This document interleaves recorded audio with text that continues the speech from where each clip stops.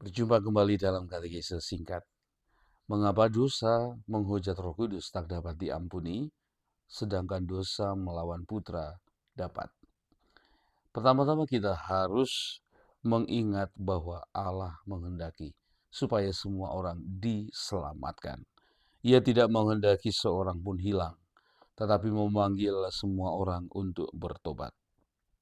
Penebusan yang diperoleh Kristus bagi kita sungguh berlimpah dan menghapuskan dosa-dosa semua orang.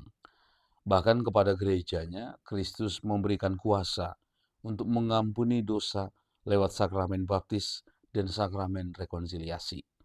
Kuasa ini tidak terbatas dalam arti bahwa gereja dapat mengampuni segala dosa yang dilakukan oleh semua orang yang sudah dibaptis, setiap kali mereka mengakui dosa-dosa mereka dengan tobat yang tulus.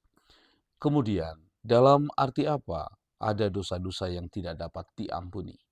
Dalam konteks ini, pertama-tama, hendaknya kita ingat akan kata-kata doa Bapa kami.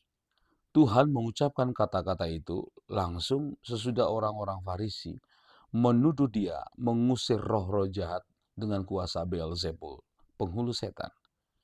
Markus merumuskannya dengan jelas. Tetapi barang siapa menghujat Roh Kudus, selama-lamanya ia tidak mendapat ampun. Ia bersalah karena berbuat dosa yang kekal. Ia berkata begitu karena mereka mengatakan bahwa ia kerasukan roh jahat. Markus 3 ayat 29 sampai 30. Apa yang telah dilakukan oleh orang-orang Farisi itu adalah mengaitkan pekerjaan-pekerjaan baik yang dilakukan oleh Allah sendiri dengan setan, pemimpin roh-roh jahat.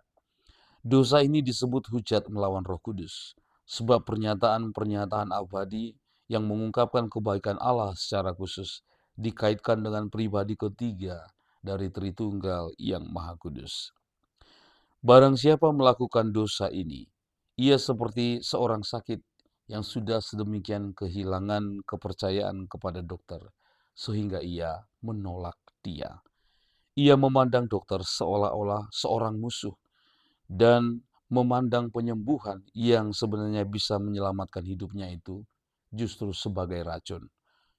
Bukan berarti bahwa Allah tidak dapat atau tidak mau mengampuni dosa, tetapi lebih-lebih bahwa orang itu sendiri dalam kebutaannya menolak Yesus Kristus, menyangkal ajaran dan mujizat-mujizatnya, dan menyia-nyiakan rahmat Roh Kudus, seolah-olah rahmat itu datang dari roh jahat dan dirancang untuk menjerat dia.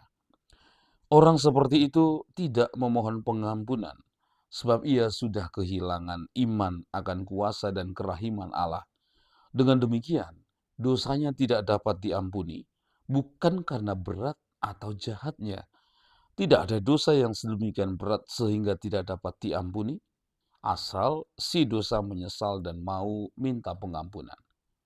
Tetapi karena dalam hal ini, disposisi hati pendosa itu atau situasi hati pendosa itu sedemikian rupa sehingga ia sendiri menutup pintu hati dan tidak mau minta pengampunan. Pendek kata, dosa melawan Roh Kudus adalah suatu penolakan untuk menyesal dan minta pengampunan. Dengan tidak mau menyesal, pendosa itu sendirilah yang menutup pintu pengampunan, bukan Allah. Katekismus Gereja Katolik menjelaskannya sebagai berikut.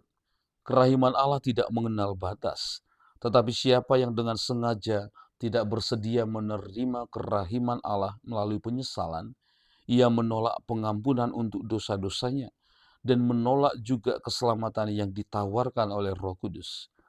Ketegaran hati semacam itu dapat menyebabkan sikap yang tidak bersedia bertobat sampai pada saat kematian dan dapat menyebabkan kemusnahan abadi.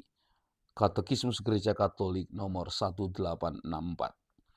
Sangatlah penting untuk mengingat betapa maha rahimnya Allah dan untuk mengingatkan manusia yang telah melakukan dosa berat supaya minta pengampunan.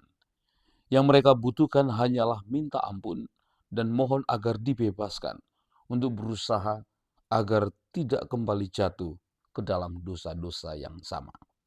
Demikianlah katekese singkat.